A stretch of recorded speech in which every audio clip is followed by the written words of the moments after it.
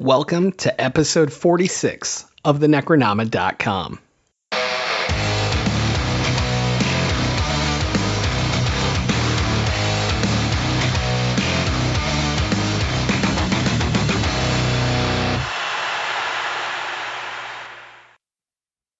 I am James Sabata, horror author, screenwriter, co-host of the podcast you're listening to right now, and tigers are legitimately my favorite animal. And I am Don Guillory, historian, author, educator, and as an LSU fan, I will never say anything bad about Tigers. However, Carol Baskins. Anyway. Oh, man. You already went there. All right. So joining us today is Rich Duncan from the Ink Heist podcast. We've had both of your co-hosts on already, and now we've collected you as well. I've been sending threatening tweets about doing so for months. So that's exciting that you're here. Welcome to the show. Yeah, thank you. Thank you guys for having me. I'm really excited to be on. I listened to Shane's because I still haven't seen Laurel's movie, but yeah, there's a couple times in there where I was cracking up pretty good. Which is out of the ordinary for, me and Shane. Shane's a hilarious fellow. When he first pitched he did Jennifer's Body. And when he first pitched it, I'm looking at a picture of Shane because, we're on Twitter. So I can see his profile pic. And I'm like, I don't know, buddy. Is this the best choice? That cracks me up for some reason. I don't know why. But as soon as he said that, I just lost it. But oddly enough, believe it or not, he told me he was coming on this show. And he was like, yeah, I'm not sure what I'm going to pitch. And we were going over ideas. And he was between that movie and the movie we're going to talk about today, Tigers Are Not Afraid. He ended up going with Jennifer's Body. Haha, so sucker. I stole that one because I'm like, well, if I go on, I'm going to pick that movie then. So I'm glad you went that direction. This makes me even happier that you're doing this episode. Yeah. So I'm like, oh, man. So why don't you tell our listeners about yourself?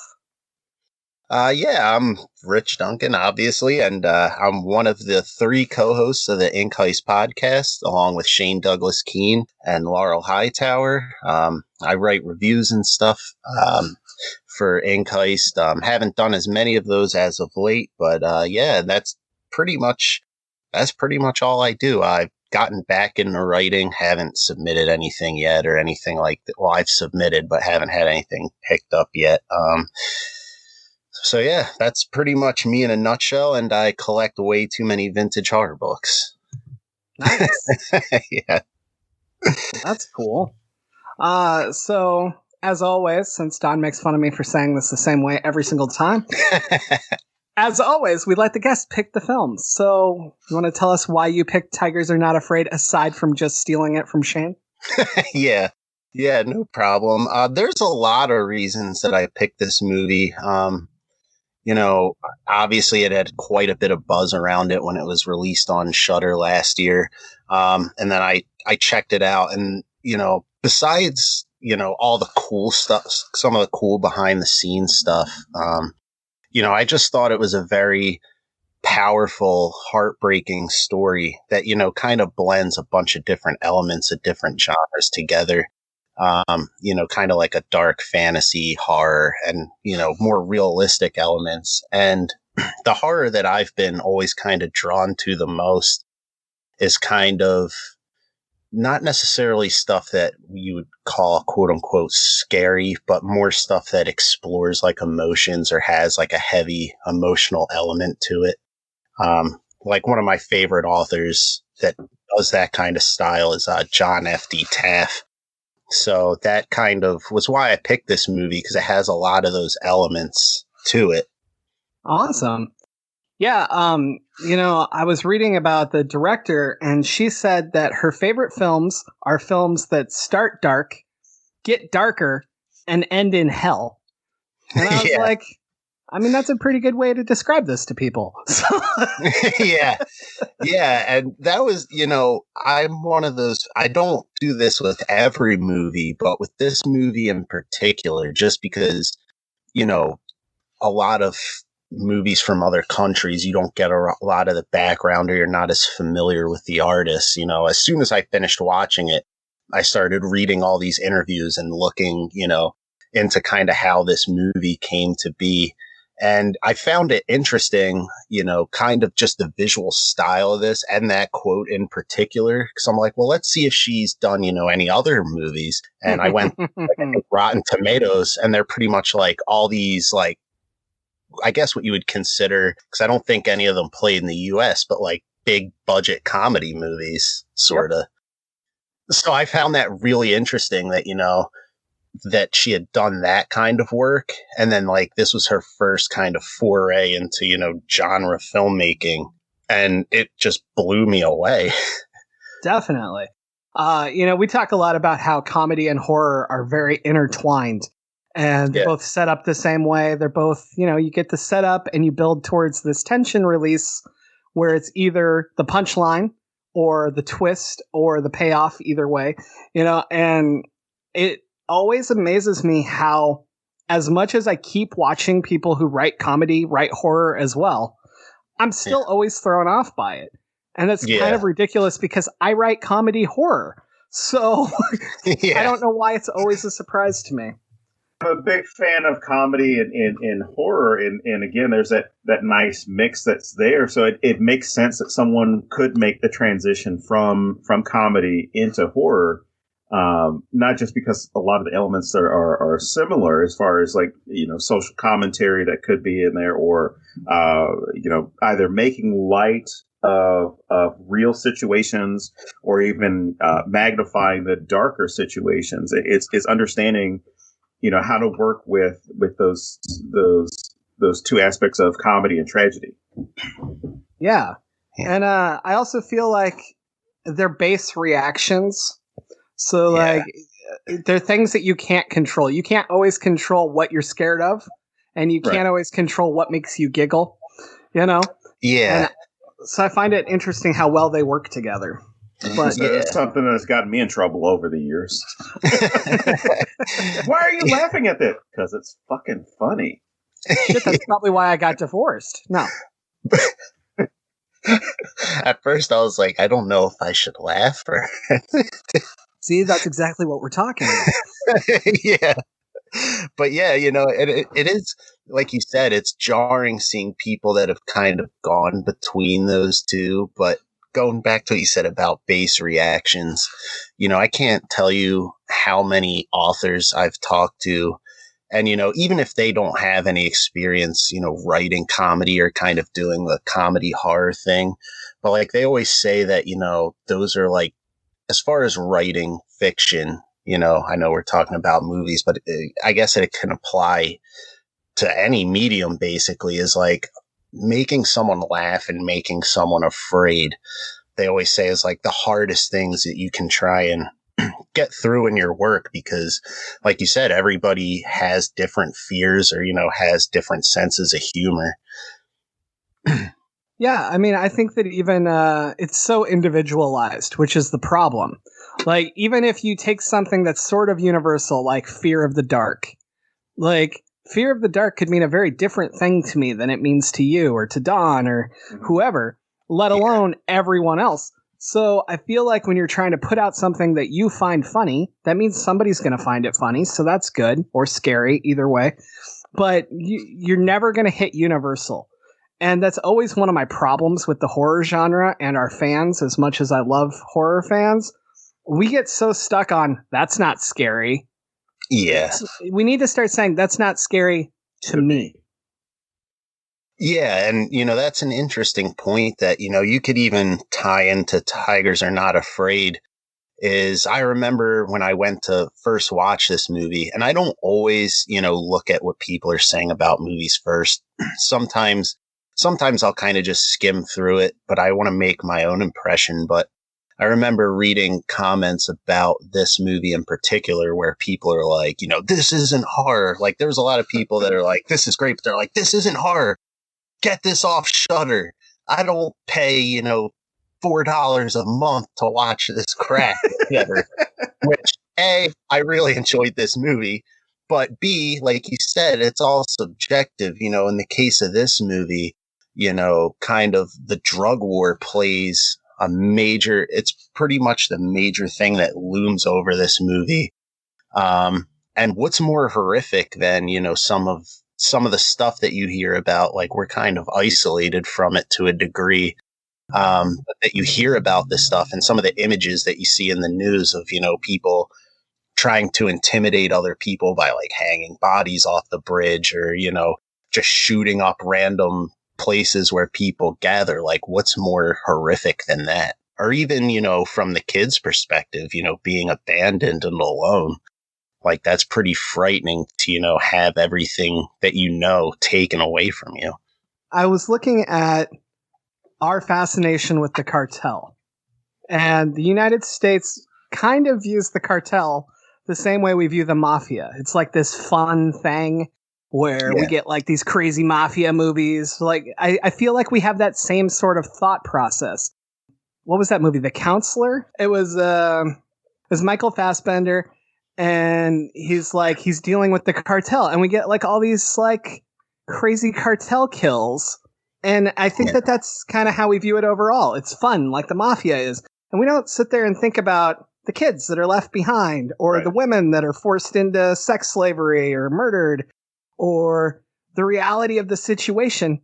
And then when we do think about it, we use it for politics to be like, oh, you don't want that happening here. Like, we don't fucking have crime, you know, like, oh no, cross that border, boy, they're just fucking crazy and they're coming at you. And that's like the only two ways that I feel like we view the cartel. Here's what it comes down to. It's scary brown people. That's really what it comes down to. It's the same shit that we have here with respect to drugs and organized crime, things like that. There's this romanticization with, well, fuck it, even Scarface, because he wasn't brown, he was white. Scarface, The Godfather, Goodfellas, even this past year, The Irishman on Netflix. There's this fascination with crime culture to where it's like, hey, these guys are kind of like celebrities. It's kind of cool. It's all this other stuff, right? But when it becomes, or even, European gangsters for that matter, with like Russian mafia and shit. Or here, it's an issue of if it's the brown drug lords, whether we're talking about Narcos, which I'm guilty of watching that shit too. Whether it's Narcos or some of these other things, it's all about the brutality of what these guys are doing and kind of the fascination with how violent these guys are. I'm not saying that they're not violent, because they are, but it's an issue of we need to be honest about it as far as like approaching it to this sense with the sense that these are violent folks. This is bad, and it's bad here, as opposed to making it seem like it's something that's over there because it looks different, because people might look different. It's more scary. So we got to put up a wall. Yeah, I definitely agree with what Don said. And, besides just that aspect of it, like, I think that's a big part of it. And another part of it is kind of like when I was listening to your episode with Brian Kirk, about like serial killers and stuff. I think by and large, we as a society are not, everybody, but there's just like a fascination with, kind of like a bloodlust thing. Like, people are so wrapped up in the carnage, and they kind of not get off on seeing the carnage, but, they're just so fascinated by that stuff that they don't really think about, like you said, the kids that are left behind or the families that are left behind. They focus instead on just the carnage of it and the violence. Not to get like overly political, but it's kind of an interesting thing. And this is kind of off topic a little bit from the movie, but like how you were saying, they romanticize, like the mafia or kind of cartel culture. And I find it interesting that, people that probably love those movies and, almost idolize these people for, like, look at them, they don't give a fuck. They just do whatever they want, take whatever they want. They're the same people in the same breath that, make it political, like you said, like, oh, Right. we don't want that over here. So, we're going to have to, build the wall to try and keep like the cartels out of here and everything else. So it's kind of hypocritical that those same people that, like idolize Goodfellas are probably the same people, screaming, not to let anybody across the border. Well, I mean, I'm gonna take my stab at Donald Trump here that I love to take every episode. He calls himself the Donald. Okay, that's immediately mafia. He insists on speaking in mafia code words so that he's never actually ordered the crime, and like he's bragged about it before. And then he turns around and he talks about the cartel and the rapists and murderers. Like, to me, that's just bullshit. And whether you like Trump or not, which I doubt because you're probably not listening to our show, but even if you do, like, how do you justify that difference? And the only thing that it comes back to for me is what Don already said, which is scary brown people. Yeah, exactly. And, kind of to bring all that stuff to Tigers Are Not Afraid is one of the things that I liked about this movie. And, don't get me wrong, there is some of the violence and, there's some blood and stuff. I don't want to jump too far ahead into the movie, but, even right from the beginning, she kind of opens with those title cards, giving you the figures of, how many people have been killed throughout the course of the drug war and how many people are just missing. But there's no, and then she as they're scrolling through these title cards, the one thing that hit me, and, I'll be honest, like I do in the back of my mind, that question is always there, and I'm sure most people, unless they've kind of lived in that environment, probably had the same thing. You don't really think about that side of it. You might think about the people who are missing and, that there's families there, but it's not concrete to you. But something about that title card when that she puts up there that, there's no numbers for, how many kids were, either killed or abandoned or what have you. And to me, just that opening title card, and you can kind of hear the noises of the classroom in the background. Yep. To me, there wasn't even any visuals yet at that point, just the text and then like the sounds. For me, that right there kind of set the tone for the movie. It just kind of like hits you like right in the gut. Like, there are these kids out there who are affected by this. And, everyone tallies up basically the corpses, but nobody's tallying up, how many kids are out there that are just lost. Right. Well, and I mean, nobody wants to think about how children are affected by political corruption. Right. We never want to talk about that. We don't want to talk about how we view children as innocent, and if they're innocent, well then somebody must be causing it, and if somebody's causing it, we might have to do something about it, and it's really hard to write off at that point. And so I feel like people just ignore children in these counts all the time anyway for that. And what you're talking about with this title card, like, holy shit, does that set you up for where this film's going? Because when you're reading it at first, you're like, okay, that many people are dead. Like, that's really easy to write off. Big deal. Right? And then, like when you see a headline that so many people are dead from COVID. Anyway, very easy to just ignore and go about your life. When it hits kids, there's something in our brains that immediately goes, oh, huh. And then going into the scene that it goes into, I mean, just powerful shit, right? Yeah, that definitely, like, right, even the first time I watched it, it had a huge impact, but, even watching it again, kind of knowing where this story was going to go, like you said, it, like, you read that and then you get to that part and you hear the sounds trickle in. Like, it just hits you, and then it kind of opens up into like a bit of a split opening that kind of introduces you to each of the main characters, Estrella and Shine. And I like that opening too, in particular, because it kind of shows, like, at the start, the two different sides. Like, you don't really know much about Estrella, but you could tell that she's in school, and it kind of looks like almost like a Catholic school, maybe.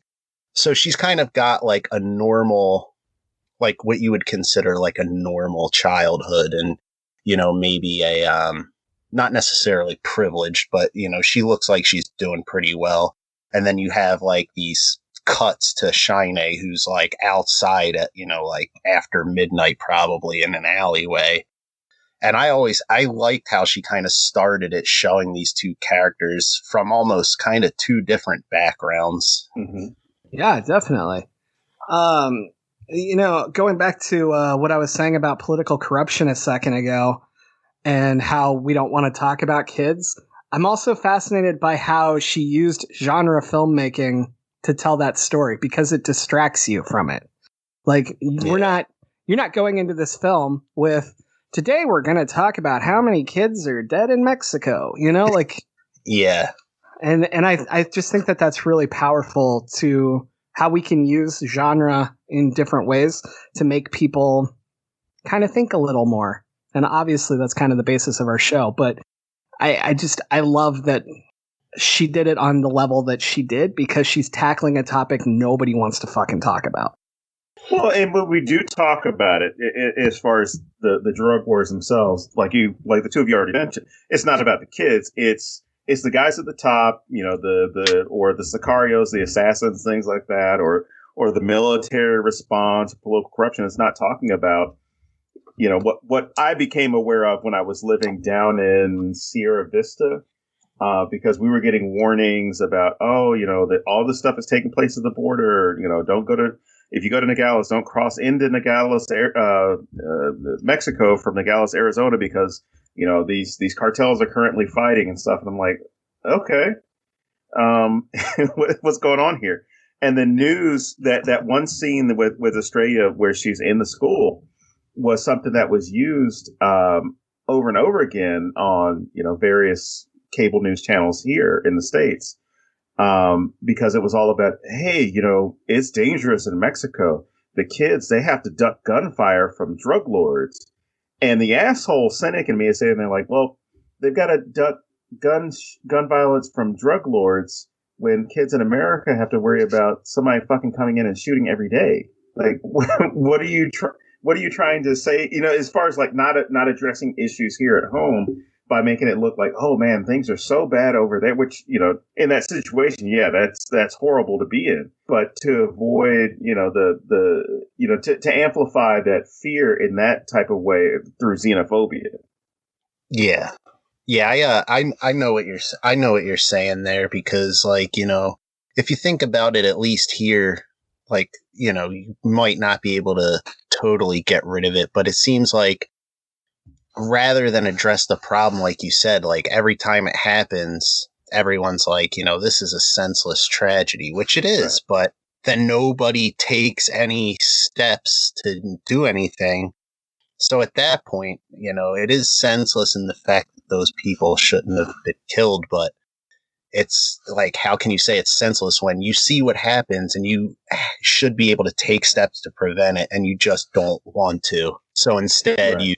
You deflect it over here, like you said, look at this. They've got, cartel kingpins and gang members, shooting each other and shooting at the schools. So they're just using that, like you said, and two, it's not even like they're trying to necessarily shine a light on that. Like maybe the news is, but as far as politicians, they're not trying to shine a light on, let's, do something about what's going on down there. They're using it. So you're not really paying attention to what's going on here.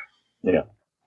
Oh yeah. So to move back to the actual film for a second, I was just thinking as you guys were talking how interesting it is that she sets it up in a way to drive home that these children are not the target. They're just collateral damage. Right. The fight is outside. Yeah, the fight's outside. It's not in the classroom. It's not an American school shooting situation. It's happening out there, but it affects everyone around it. Yes. Yeah, it really drives that theme home, you know? And then, of course, her teacher gives her the worst gift of all time. The chalk. And that was, kind of too, like how you said, to set it up, not to dwell too much on that. But I liked overall how she kind of handled this because, there is like snippets of violence, but like you said, it's not about the violence per se. It's about these kids and, their lives and how they're impacted and trying to deal with this situation. And then, when, the shooting's going on and they're all kind of, laying on the ground and the teacher gives her the 3 pieces of chalk. I thought that was a really unique, clever, and kind of easy way to kind of kickstart, some of those fantastical elements. Like they have her talking about the fairy tales and that was like their school exercise. Right. And then her giving the broken pieces of chalk to Estrella, that theme of, kind of the magical realism and stuff that goes throughout the story. And it also kind of taps into, and this is jumping around a little bit, but, some of the fantastical things we see, like when the tags come to life and, her wishes themselves, how much of this is actually, supernatural, not necessarily with the tags, but some of the other stuff that happens in the film, and how much of it is her getting the chalk kind of in the beginning of a very stressful situation, and then her brain kind of using that to, create these, fantastical images. Kind of like with the chalk, I thought that was a really cool thing that kind of kickstarts off, whether some of this fantastical stuff is actually happening or if it's kind of in her mind. Because, you never really see any of these other characters kind of interact with some of the stuff that's coming on. It's all from Estrella's point of view. But kind of like, it's pretty much after everything happens and she gets the chalk and she starts going home. One of the cool visuals that I really liked was when she sees the guy who had been killed on the sidewalk and she starts walking home. And then you notice just like this very thin trail of blood follow her home, basically. And she gets home and, she's calling for her mom. Nobody's there. And at that point, you kind of already know what happened, but she didn't. And like an arresting visual that kind of foreshadows a lot of the events of the whole film is when that trail of blood follows her home. And, it snakes across the wall. And then it goes to where her mom had like hung a dress. And then you just see like the blood kind of bloom across the dress. That, and then when there's like a TV on in the background. And the first time I watched this movie, I never paid that part. The dress I did, but not the TV. I didn't really pay attention to it. Now on a subsequent viewing, it kind of foreshadows the whole movie because they have Chino, who's kind of like this corrupt government official. And, as you go through the movie, you kind of find out he's responsible for a lot of the things that happen. You see that same trail of blood that had reached the dress also trickle down across, like, I guess you would consider it like a campaign ad that he's doing on the TV. And that trickle, powerful. Oh yeah. That trickle is my favorite thing in the film. The very first time that you see it, she goes outside and Estrella sees the dead body that's outside the school. Yeah. And she kind of stares at it for like a second or two, and then she turns away from it, right?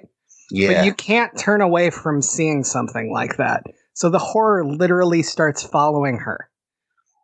And that is so fucking powerful to me. Obviously, I love symbolism anyway, but like, what a great visual and so relatively easy to tell, And then, of course, it follows her forever until she kind of learns to embrace that it's happening. And it obviously leads to everything. And when the trail gets to Wish 3, which we'll talk about in a while, holy shit. All right. But the blood trail is my favorite thing in this film. Yeah, that was one of mine too. And like I said, I never I never really noticed it at first, but yeah, the second time I watched it, it just it kind of blew me away that like you basically can get like a summary of what's going to happen kind of in that opening shot there.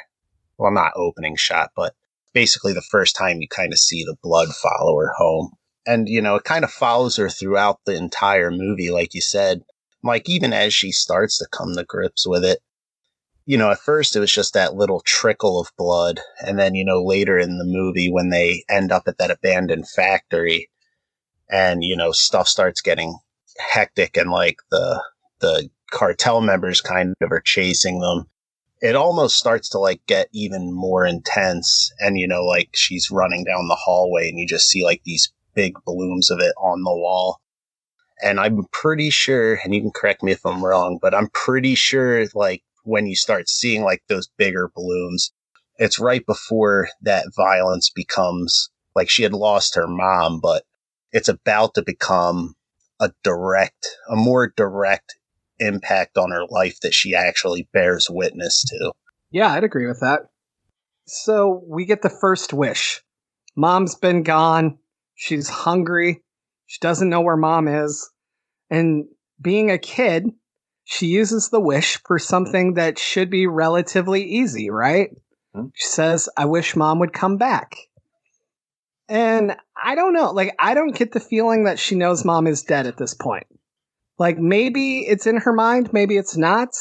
But either way, she makes the wish that is immediate, and I love that.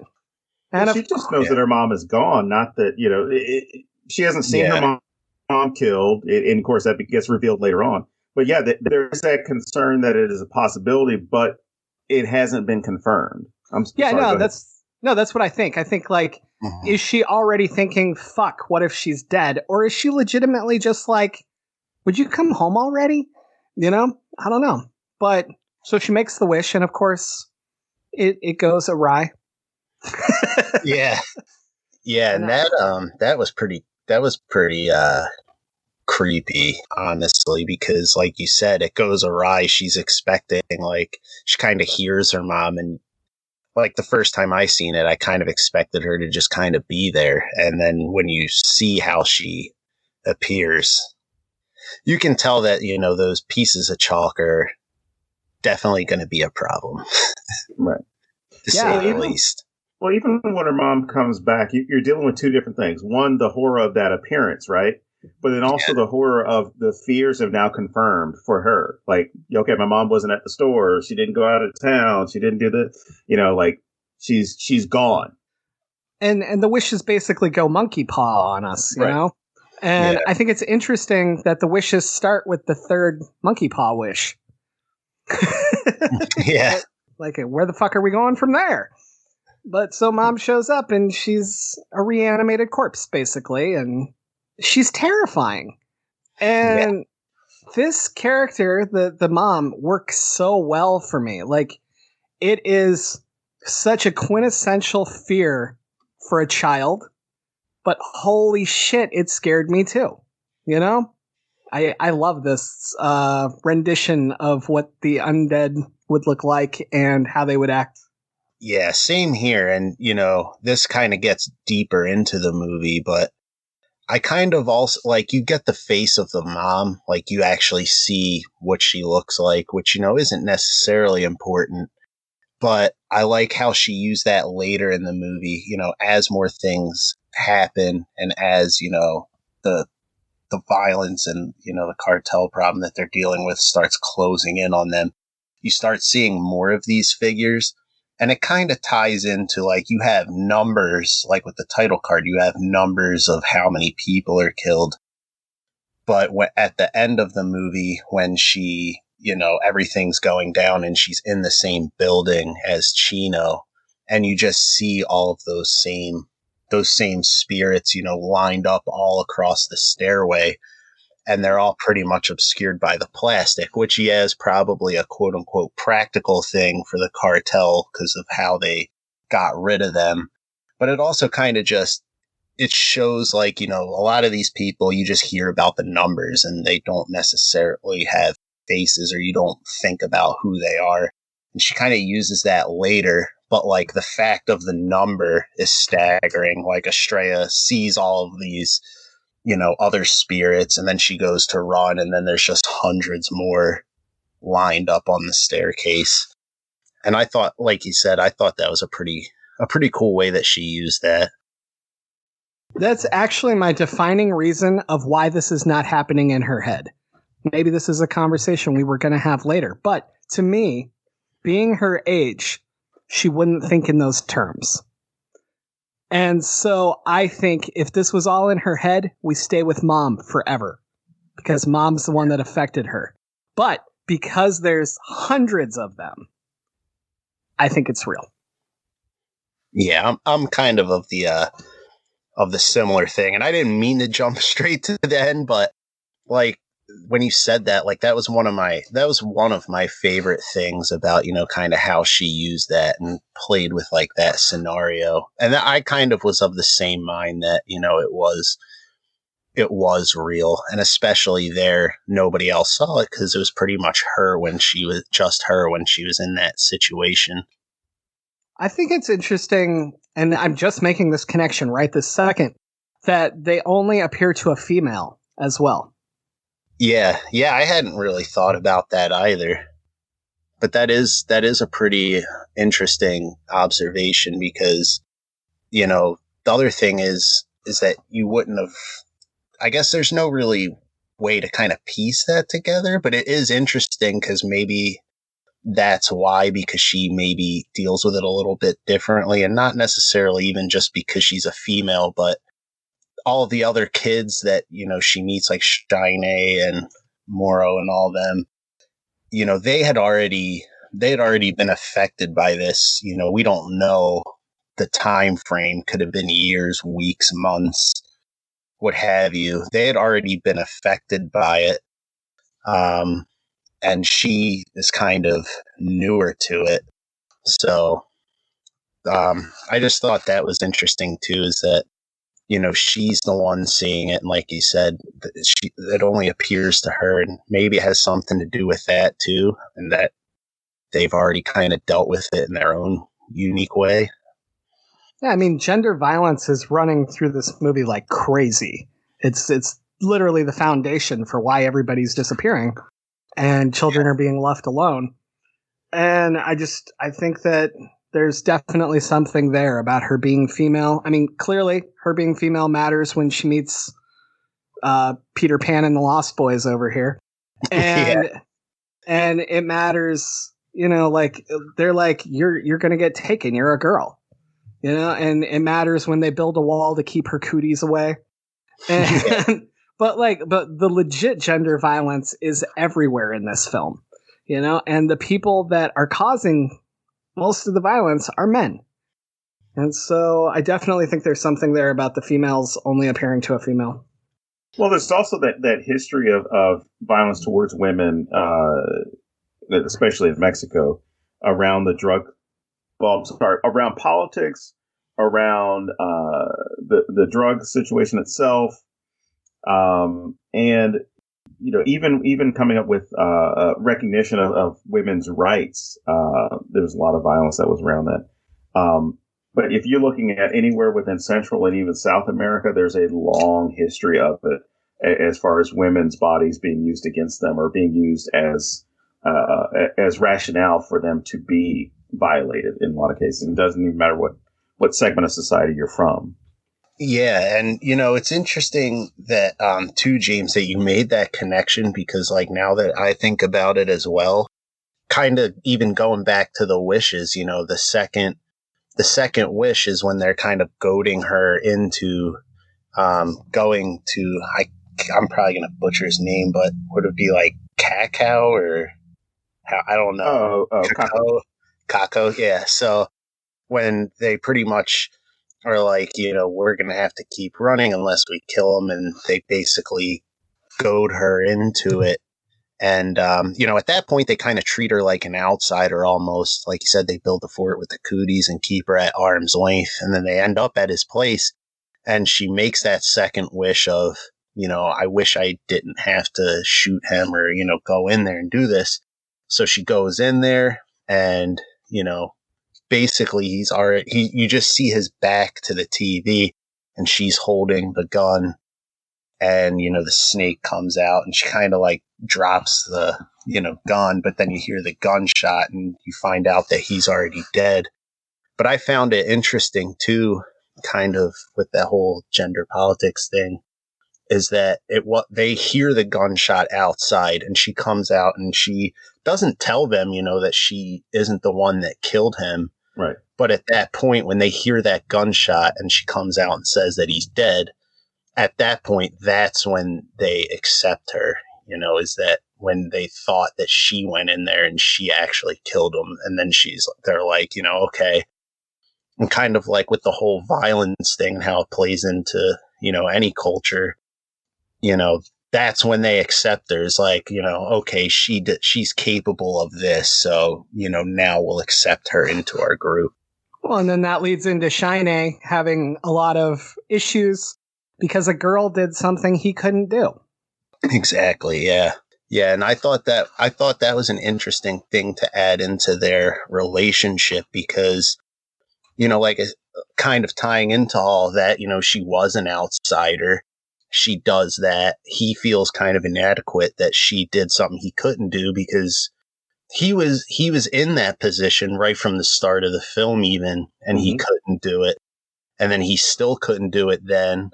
And he kind of put it on her. And I think it was kind of like a challenge because he didn't think she was capable of doing that. And then, even though she didn't kill him, everyone thinks that she did. So that just makes it even worse for him. And, he was kind of the undisputed leader, of this kind of makeshift family. But then when she comes out and they think that she was the one that killed him, she almost becomes kind of like a legend to them. And, you start to see her kind of assert herself more into the group. And it's almost like she's kind of taking some of that leadership role away from him. And so I think that's how he sees it. So basically, she went from Wendy to his Peter Pan to being Peter Pan to his Rufio. See? Yeah. I mean, this is all...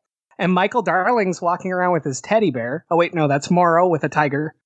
This whole thing is Peter Pan.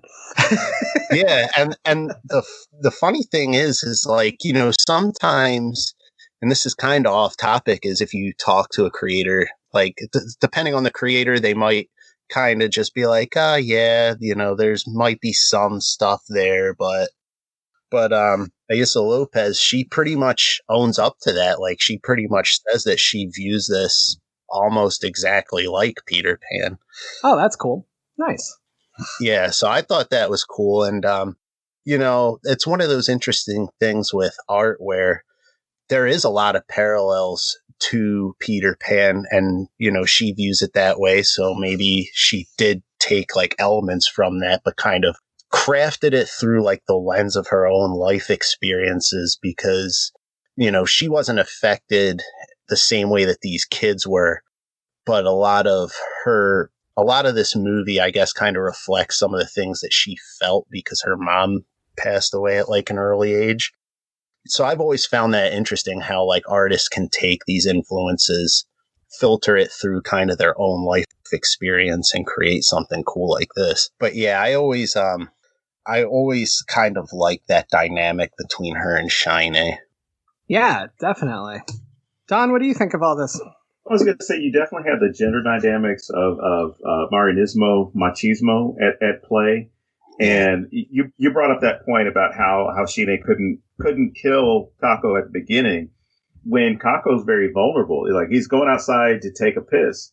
And the thing is, it's not a normal piss. For any of us who've had a good night of drinking, it's that never ending. Oh my God! Like, this is the greatest piss break I've ever taken in my life. To the point where his eyes are rolling back in his head, and he doesn't notice that this little kid is behind him pickpocketing. He's taking his phone, he's got his gun, and he's standing there for what seems, and I'm sure for Shine seems like forever, standing there holding a gun at him.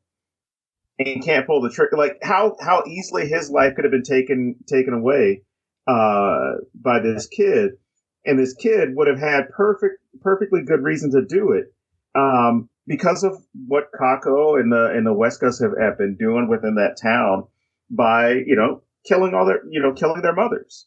And with that idea of killing the moms, not just women as well as the mothers, these guys are making a grave sin, because within Marianismo you have that duality of femininity or duality of womanhood, whereas the Mary the Virgin or Mary Magdalene is the whore. So it's this long held belief that you can't observe or occupy both spaces. And because they're killing mothers, specifically mothers, they're committing the ultimate sin, because these women's responsibilities to their children and, raising up that next generation, and they are seen as innocent. So there's no reason why you should be attacking these people.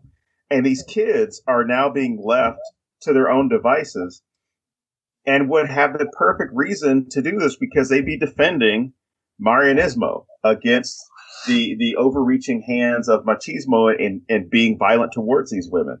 And even when it comes to Sheena being shamed by Brian for not killing Kako and having Estrella do it, it's still one of those things of like, oh, Marianismo wins over machismo. A woman was able to do it. In fact, not just a woman, a little girl was able to do it, and you couldn't do it.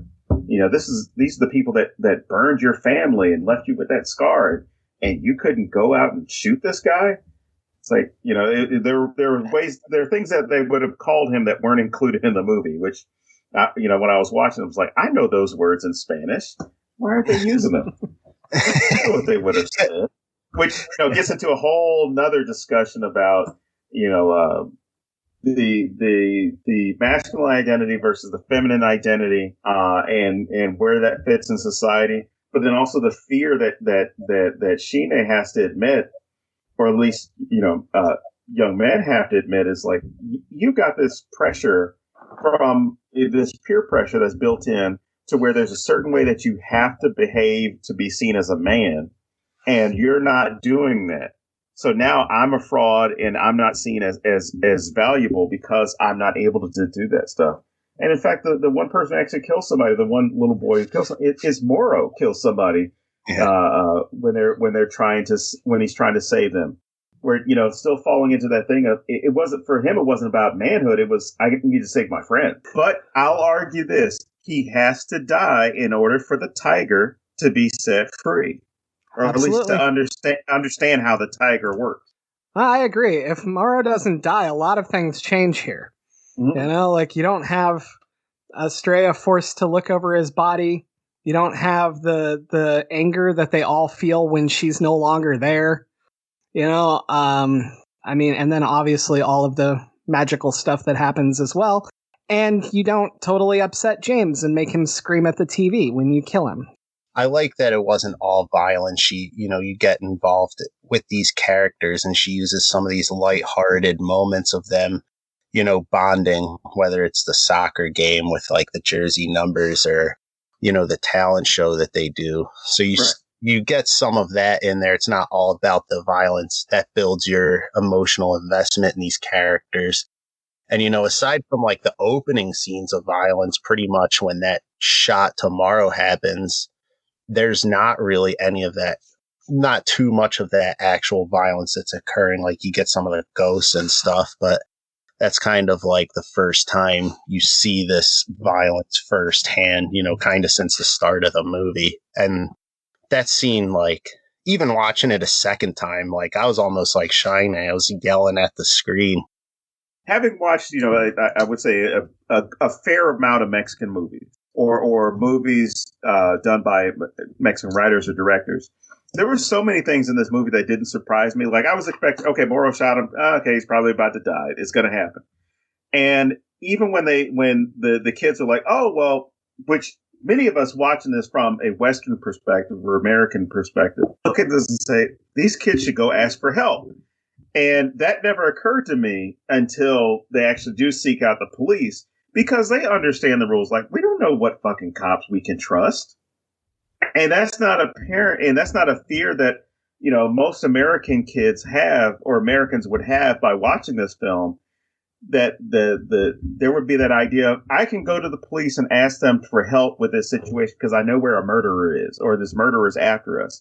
Whereas these kids don't have that luxury of, hey, let's go ask these cops to help us. And in fact, there's like resistance when they finally do it about 3/4 of the way through the film, where it's like, hey, let's show them the phone. Let's show them what happened. We'll get some help. And the cops look at the phone like, nah, fuck this. We're not getting involved. And, to get into the corruption that's there, but also the fear by, even if these cops had the best of intentions, like, nah, I know who the fuck that is. I'm not risking my ass. Yeah. I was actually going to bring that up too, because, I can't really comment too much on it because, I don't have those experiences, and, I'm not from Mexico to know exactly how rampant it is, but I know I've always heard, that, corruption is rampant there throughout the politics and, like you said, the police force. So yeah, it's almost like, who can you trust? And these kids, Shine knew right from the beginning that, it was not worth it to even try. And these kids go. And then when you see that, you're like, okay, so not only are they kind of confronted with this stuff, there's not even anybody that they feel like that they can turn to.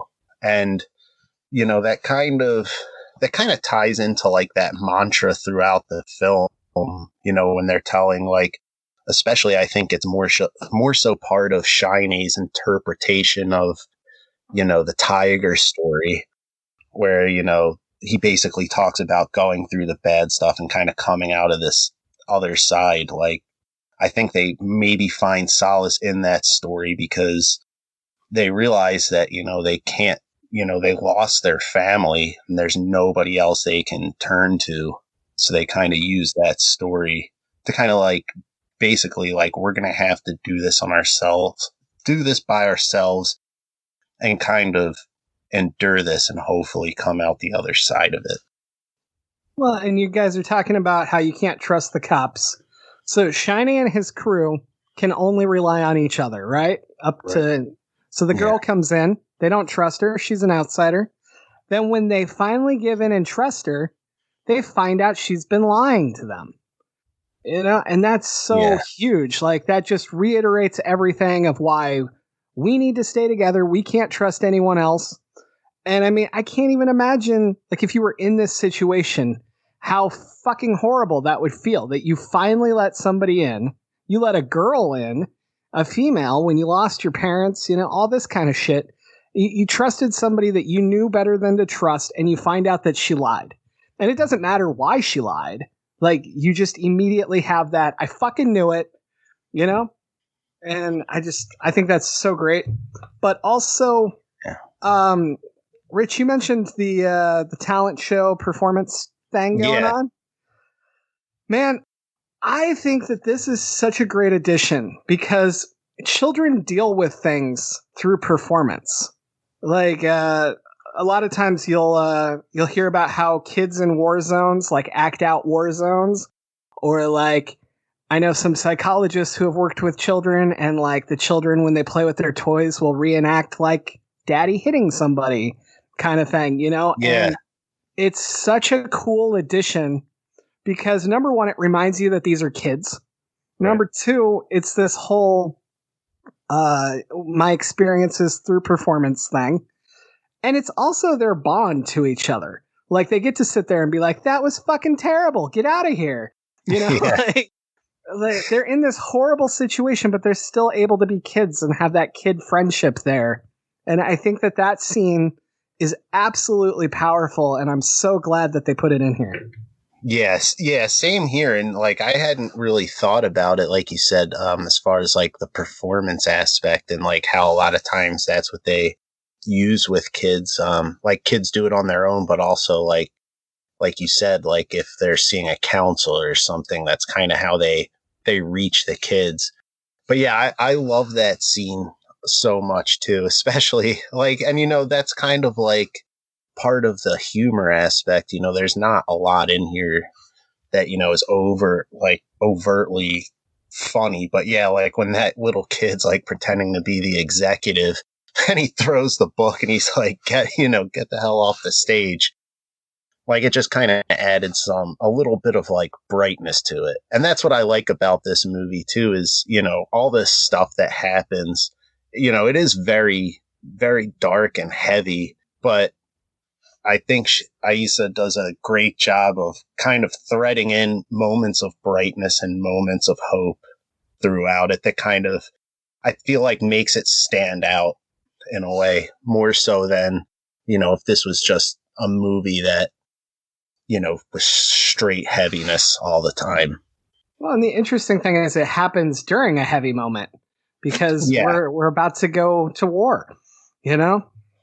Mm-hmm. Yeah, I love that scene in particular too. And, you know, like kind of going back to like the betrayal thing, like I really like that. And, you know, when after Morrow's killed and, you know, they find out that she was lying and they turn on her, you know, it gets very heavy, and it kind of circles back because I believe they mention it earlier, like Shiny's talking to her about the wishes and everything. And she's like, you know, I can't bring your mom back. And then, you know, later on after, you know, she kind of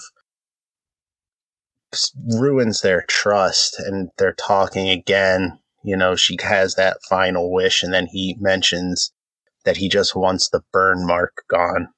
And that was another scene where, you know, I think was one of the most powerful ones for me, is like, because originally she had told him no, and then after all this stuff happens, you know, and they're talking about the wish, and she, you know, basically finally is like, you know, okay. And she kind of draws like, I think, a little X on it. Yep. And no sooner does she draw that X on his face that he gets shot right in that exact spot. And yeah, that was, scene kills me. Yeah, me too. Like, cause I'm like, and two, it's such like a split second thing because, you know, it's almost like they're starting to, you know, reconcile, and she puts that mark on there, and it's almost like, you know, almost kind of like a tender moment between the two of them. And then like just in that split second, it goes from being, you know, kind of like a tender, intimate moment between the two of them to, you know, just having that ripped away. I almost felt like it was her saying goodbye to, like, it was kind of like it was that goodbye moment. She knew. And she'd even expressed to him, like, bad things happen when I make these wishes. So I don't know. It was, for me, I took a little time trying to process it and trying to understand, was this kind of this way of at least Shine understanding, or Shiny understanding, this is, I'm just fucking done. Yeah, I can see that for sure. And it goes back to my blood trail that I love so much, because it's been chasing her this whole time, and then it gets even with her, like not in a revenge way, but like it's on the same level with her. Right. And when she draws that X, it moves from her onto him, and it goes up his foot, and then his face fucking explodes. And I thought that was really clever, because first it's following her, then she's living with it, and now she's been the reason that it passed to someone else.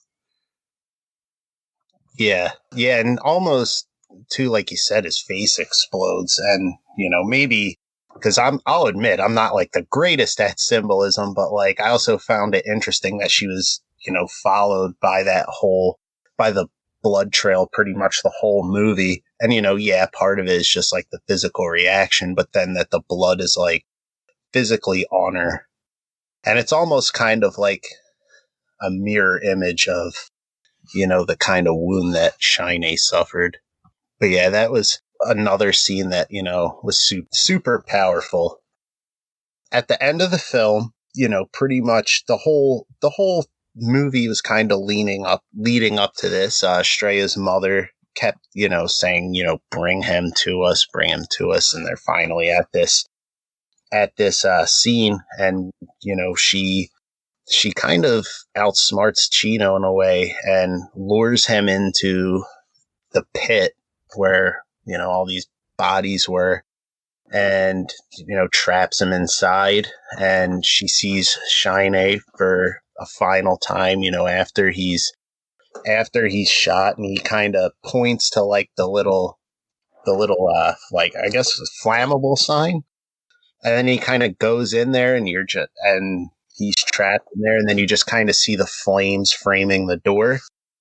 And, Estrella sees a real life tiger. A lot of times we either saw like the living spray paint tag or the stuffed tiger, and she finally sees the actual tiger. And then she kind of goes through this door and walks through a field. And I'll be honest, when I first saw this movie, I don't know if I was just too wrapped up in the visuals or what, but at first it kind of took me by surprise, and I was like, what the hell just happened? But then, after I watched it again, it kind of made more sense. And I was kind of curious how you guys took the ending. Like, I'm sure you watched it more than once. Did you guys already kind of know, what that represented, or was it a little jarring for you too? When I had some time to think about it, of course, when I first watched it, it was like, that was okay. That was cool. It was artistic at the end. And then, of course, then I thought about it some more. And I was like, holy shit, she's free. Not just free of like the blood following her, but she's free because she did what was being asked of her. Now I don't want to say let go, because you can't let go of trauma like that. But yeah. It's kind of like she's going to move beyond it, and she's going to look for at least a better life, if you can, at that point. Yeah, I'd agree with that. For me, this was my second viewing, and so I knew it was coming. And I want to say, I think it's interesting how the tigers evolve throughout. So yes. you have a drawing, very non-real tiger, and then you get a tiger that's real tomorrow, and then it becomes alive to Estrella as well. And then we move to a real tiger, the way that we see them, and you kind of get this replay of what Shine had been saying about how the tiger is king, and he's lived through all this terrible stuff, and he's come out on the other side. So when the doors open, I don't think that she actually sees a savannah by any means. I think that she's walking out there as the new king or queen in this case, and she's whatever she's gonna face. She has the confidence of the tiger now, and she's ready to do whatever she's got to do. Do I think that that's a happy ending? Fuck no. I think she has a terrible, terrible life coming. But I think that this moment is so needed for her. The same way that Shine needed that moment where he gets the Zippo back and gets to light this motherfucker on fire. Yeah. It's that same thing. It's that closure that I need. And when she walks out that way, like, I think it's the magical realism, and I think that it's just the end of her tale, But I mean, the whole thing starts with the fairy tale, right? And how the tigers are not afraid. They're princes, they're kings, they're this and that. She's been referring to them as princes this whole time, and now she walks out king. That's my takeaway. Yeah, that's kind of what I took from it the second time that I watched it as well. And like you said, it is the closure you kind of need. And like you said, she's definitely not going to have, a happy ending, so to speak, in the traditional sense, and that everything's perfect now that guy, that Chino's out of the picture, because there's always going to be violence. But like you said, now she kind of is heading into it, having come out the other side of all this trauma, and maybe she's a little bit better equipped to deal with it, so to speak. And I just want to say I'm impressed that I said the words tiger and king that many times, and Don did not go for it. I don't know what you're talking about. Hey, I know you wanted to say something about fairy tales. You want to jump into that? I like that they use fairy tales. The creators of this film use fairy tales as the launching off point, and the two of you discuss that ending as far as you're not sure if it's a happy ending because most fairy tales, I mean, aside from Grimm fairy tales, but the fairy tales that people are typically accustomed to, it's about that happy ending, the good guys win, the bad people are dead, or whatever story we're talking about. Whereas I think the fairy tale that she's at least being introduced to and trying to describe it at the beginning, or at least trying to answer the questions to at the beginning of the film, become answered as far as like the fairy tales themselves are what we're going to make of them. So we can make that not the happy ending, the ultimate happy ending, but we can make a better ending out of whatever circumstances that the characters are involved in. So, are we going to have a, story to the effect of, The Little Mermaid where she cuts out her fucking tongue as far as the Hans Christian Andersen version? Or are we going to have one where, she's silenced and has to figure out how to deal with that? Which I hate that movie, but it's a good representation of how she goes through the struggle of how to cope without a voice to eventually, when she gets her voice back, there are all these things you can do. Where with this, the case of Australia, it's an issue of going from so innocent, dealing with the innocence, dealing with the violence that comes to her, and I'm going to argue not losing her innocence as part of that, despite all the stuff that she sees, not losing her innocence, but using all those experiences to grow off of. What do you got? I mean, what do the two of you think about at least I guess the book ending or just the use of fairy tales to kind of guide this, because it comes up several times as far as the reference to them. Yeah, I can kind of agree with all of that stuff. And I kind of like the idea of, like you said, these different, like crafting these different endings. So I kind of like that idea, and kind of, I think this story overall is kind of like almost at least in terms of the tone, is kind of like a mixture. Like if we're going to just use, like you said, some of the traditional fairy tales that are a little bit darker and stuff with a happy ending, it's like I almost feel like it's kind of throughout kind of like a weird melding of both. I think it works really well in this story.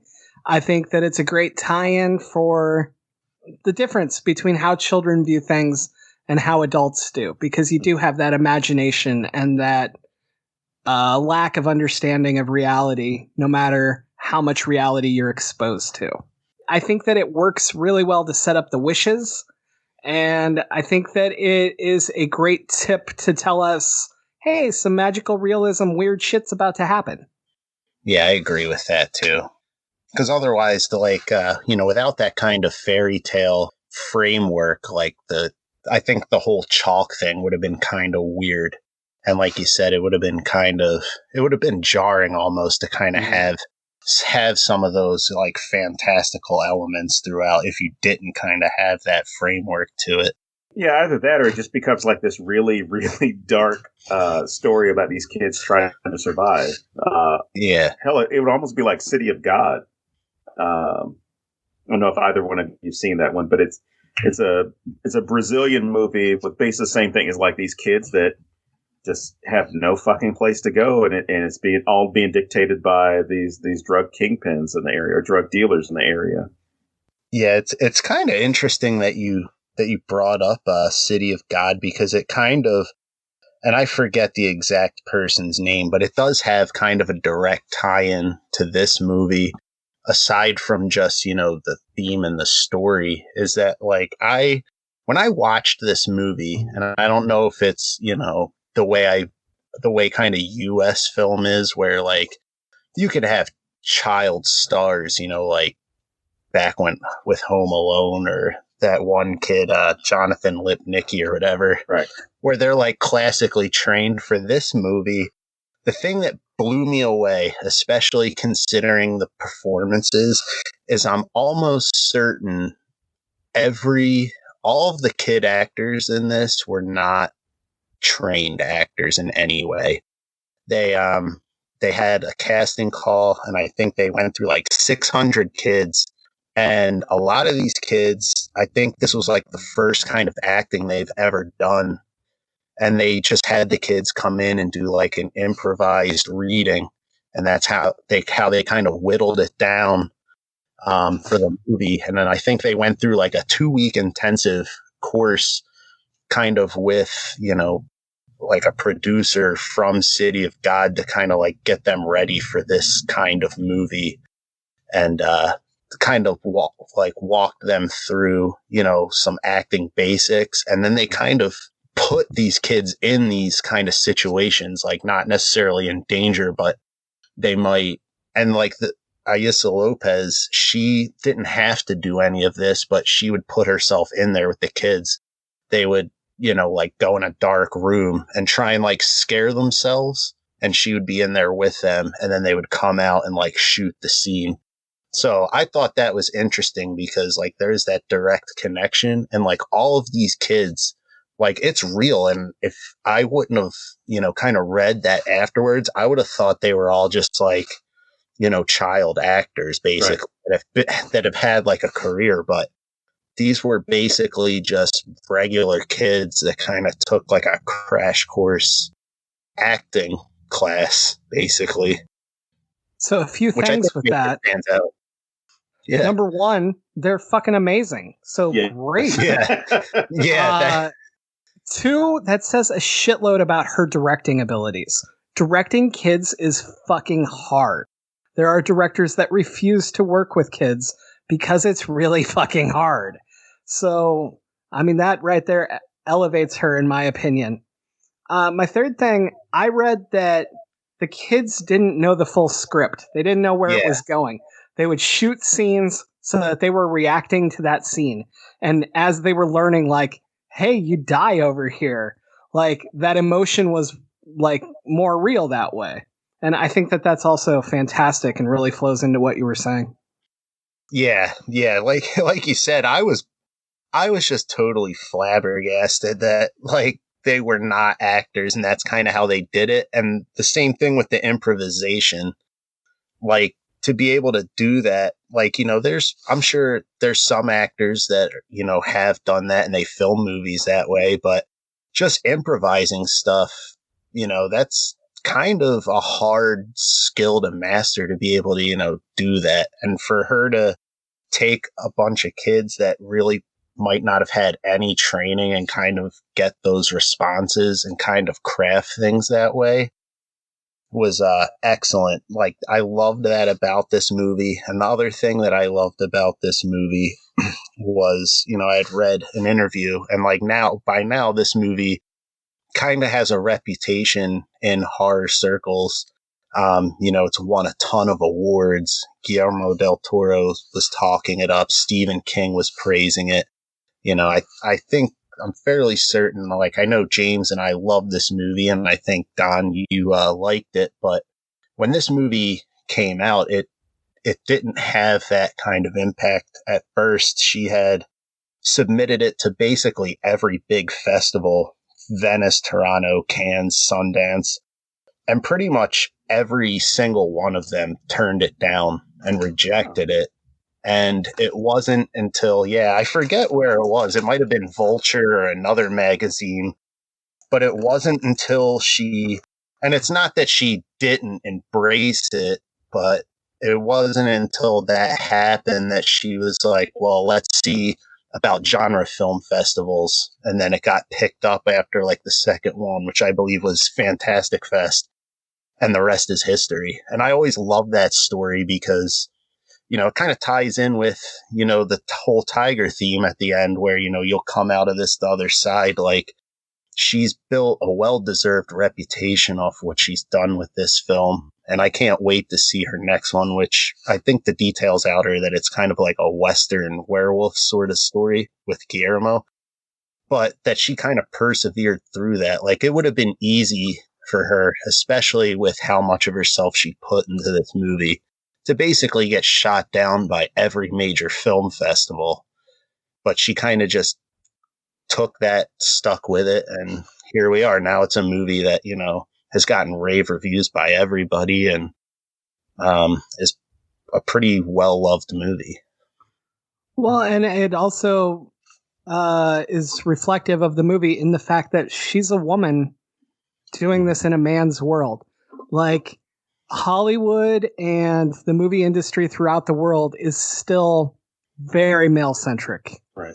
And while we're starting to get these wonderful filmmakers, directors, writers, whatever, who are female, they're still facing way more challenges than we give them credit for a lot of times. And so I think it's interesting how that also reflects her journey through Australia. Like, same kind of thing, you know, she's taking it to all these places and trying to prove that she can do it. I don't know that they were like, you're a girl, no, but I would guess somebody was. I would guess somebody would have given this a shot sooner if it was a male trying to push it.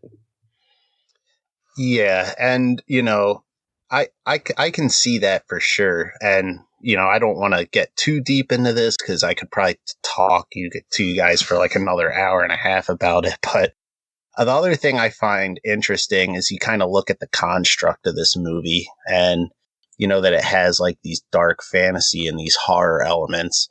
And, you know, it's changed somewhat, you know, with movies like, you know, The Shape of Water and, you know, stuff like that, and Get Out, and all these horror movies are starting to get more buzz by quote unquote, you know, respected film circles. And, you know, the fact that, you know, this kind of has horror stuff, and at first, and I think it might have, when it originally came out, it was kind of like right before that kind of sea change, is that, like, I'm sure a lot of people looked at it and saw like the horror elements and, you know, the sort of dark fantasy stuff she was doing, and was like, you know, no way are we going to show that in our film festival. Because horror and stuff has always had kind of like it's almost like a dirty word. Like, even in publishing and stuff, like, you tell people you watch horror movies or read horror books, and sometimes, unless they also like that stuff, people will look at you like you're a weirdo. Right. Or ask you, when are you going to write something serious? Yeah, exactly. Oh, I'm sorry. Well, all I did was murder all these people in this book. I mean, I thought that was pretty fucking serious, but apparently you think that's humorous. So I think that's a good place to end this. Yeah. Do either of you have anything that you need to add before we do that? No, I'm good. Yeah, no, just that, this was a little bit different for me, but I had a lot of fun talking to you guys. I had fun having you on. Yeah, definitely. Why don't you go ahead and tell everybody about your about the podcast and stuff one more time, and where they can find you on social media. Okay. Yep. I'm Inkheist. We're at inkheist.com. We do a podcast, and the episode comes out every Tuesday. I try and schedule it to go live like really early in the morning so that, you know, people have it. They can listen to it when they go to work and stuff like that. It's every week. We've got a lot of exciting guests coming up, and sometimes you might even hear us on there, being drunk and stupid. And but it's always a good time. That's kind of become our trademark, is kind of just being free flowing, and it leads to a lot of cool conversations. And you can follow us at Inkheist on Twitter. And then if you're interested in following me at all, I'm at Horror Bookshelf. And if you want to follow either Shane or Laurel, I highly recommend that you listen to their episodes that they've done of this show with James and Don. We also highly recommend that. Definitely would. Awesome. Just do James's parts. Yeah, definitely. Do that. We should start releasing episodes that way. They'll be a little confusing, but You won't have to put up with me. It'll be a bonus feature. That way we get even more downloads. Anyways. Then you have to match the episodes to each other. You can add your own part where I was talking, and then you can feel like you're on the show as well. All right. On that note, as always, I am James Sabata. And I'm Don Guillory. And we'll see you next week here at thenecronama.com.